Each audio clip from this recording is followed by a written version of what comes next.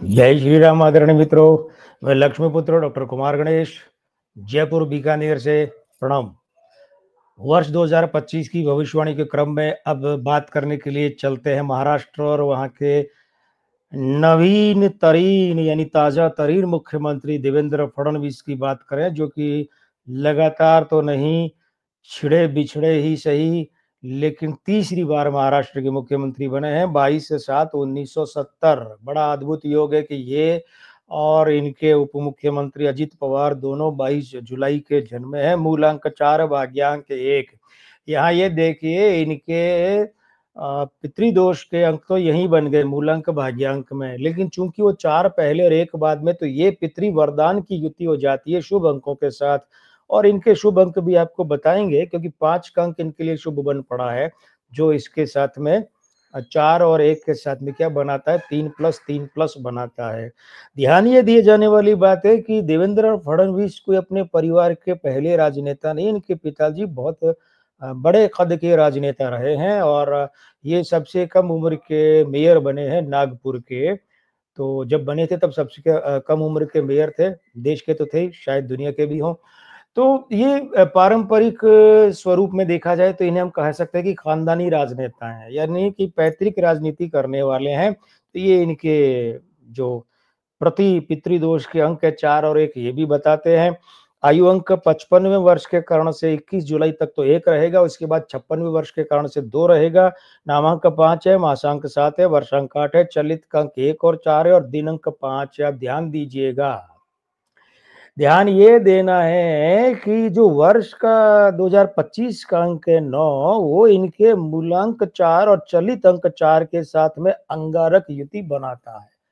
हम इसे विस्फोट की युति कहते हैं। एक तो विस्फोट वो होता है कि जो आ, कहीं पड़ी है चीज और फट गई। दूसरा वो होता है जो आग लगती है और आग विस्फोटक यानी कि भयंकर रूप ले लेती है। अंगारे, अंगारक युति।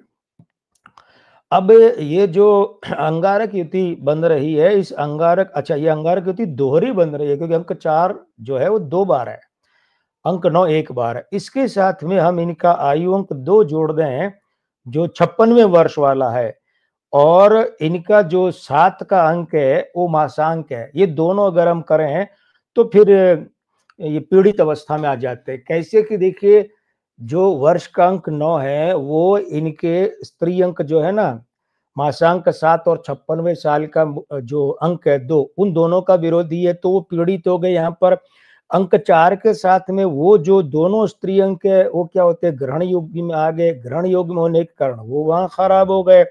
तो अब ये 2 और 7 जो है वो सरकार का अंक होता है। गठबंधन सरकार मतलब जो गठबंधन से चल रही सरकार है उसका अंक होता है।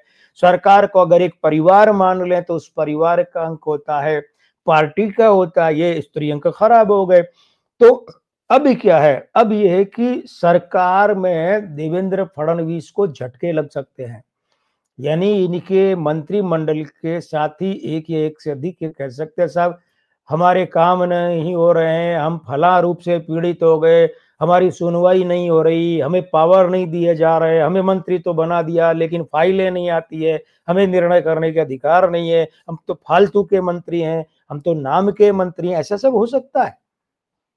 ये असंतोष का भाव सरकार में रह सकता है। इनके जो साथी दलों के मंत्री हैं वे भी ऐसा बोल सकते हैं, इनके खुद के भाजपा के अपने मंत्री वे भी ऐसा बोल सकते हैं, और जो सहयोगी दल हैं अजित पवार वाली एनसीपी और एकनाथ शिंदे वाली शिवसेना, इनके मंत्री, इनके नेता भी अपना विरोध जाहिर कर सकते हैं। इन पार्टियों के नेता ये कह सकते हैं, अब देखिए हम कोएलिशन गवर्नमेंट में, लेकिन हमारे काम नहीं हो रहे हैं। तो ये जो गठबंधन में खींचातानी है ना, वो हो सकती है, झटके लग सकते हैं, बड़ा तनाव रह सकता है, असंतोष की बात रह सकती है। और अगर 2025 में महाराष्ट्र सरकार की, एनडीए सरकार का, एनडीए गठबंधन यानी एकनाथ शिंदे और अजित पवार के साथ भाजपा का गठबंधन टूटने के कगार पर आ जाए या टूट भी जाए, तो अचंभा मत कीजिएगा, वहां तक भी बात जा सकती है। अभी क्या है, सरकार टूट सकती है, गठबंधन टूट सकता है, तो देवेंद्र फडणवीस जो है, इनके लिए इनका भाग्यांक 1 और चलित का अंक 1 4 के साथ में इनका नामांक 5, दिन अंक 5, ये प्रबल मित्र युति में है। नामांक 5 भी और दिन का अंक 5, क्योंकि ये बताते हैं बुधादित्य युति। बुधादित्य युति मतलब अंक 1 और 5 में 3 प्लस की युति, और ये 3 प्लस बन रहे हैं यहाँ पर 2 बार, तो 3 प्लस 2 बार बन रहे हैं। और एक जो 5 का अंक है वो 4 के साथ 3 प्लस बनाता है, लेकिन वो राहु के साथ बुध होने से उस युति को अच्छा नहीं कह सकते। ये जो अवस्था ये इनके लिए बड़ी अच्छी है, देवेंद्र फडणवीस के लिए। ये अवस्था ये कहती है कि भैया देखो, मैं आपको बहुत कुछ देने वाला हूं। अब लेकिन क्या, ये बहुत कुछ का मतलब तो एक वो अंधेरे में निकली बारात है, दूल्हा कैसा भी हो सकता है, क्या पता, किसने देखा।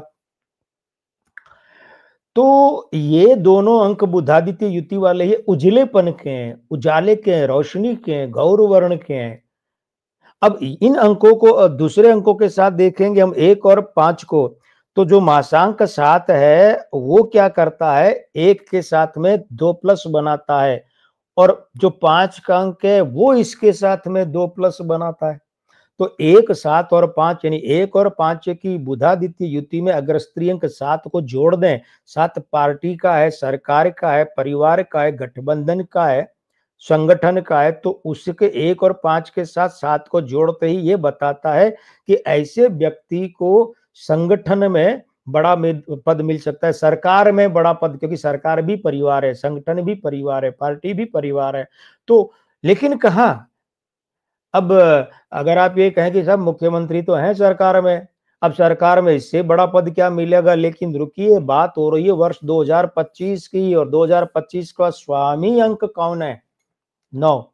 तो ये 9 जब इस बुधादित्य की युति में आता है, 1 और 5 की युति में, और 7 को भी लाते हैं, परिवार, पार्टी, सरकार का अंक, तो फिर ये होता है कि ये 9 का अंक 5 की युति के साथ में स्थान परिवर्तन करवाता है। तो ये कहता है कि भाई अगर मैं स्थान परिवर्तन करवा दूं देवेंद्र फडणवीस का, तो अचंबा मत करना आप लोग। कहा, तो संगठन या सरकार की दृष्टिकोण से मुंबई में मुख्यमंत्री महाराष्ट्र का और प्रदेश भाजपा अध्यक्ष से बड़ा पद कहां है, दिल्ली, राष्ट्रीय अध्यक्ष का पद या मोदी सरकार में अच्छा पद। तब चूंकि देवेंद्र फडणवीस अभी यहां है सरकार का भाग, ठीक है ना, तो इन्हें इसी रूप में, यानी सरकार के भाग के रूप में ही बहुत बड़ा काम, नाम, पद मिल सकता है दिल्ली में। मतलब अगर अंक 1, 5, 9 और इनके साथ में अंक 7, इनकी युति अंक 9 के साथ में, जैसे याद रखिएगा, ये अगर बलिष्ठ हो गई तो देवेंद्र फडणवीस 2025 में अपना महाराष्ट्र से स्थान बदलकर, मुंबई से स्थान बदलकर दिल्ली जा सकते हैं, और वहां उन्हें दिल्ली की केंद्र सरकार में बड़ा पद जो प्रतिष्ठादायक होगा वो मिल सकता है। और आपको मिल सकता है अगले एपिसोड में, अगले वीडियो में एक और ऐसा ही विवरण विश्लेषण, वो विवरण और विश्लेषण भविष्यवाणी पर होगा। फिलहाल इतना ही। मैं लक्ष्मीपुत्र डॉक्टर कुमार गणेश, जयपुर बीकानेर से, प्रणाम।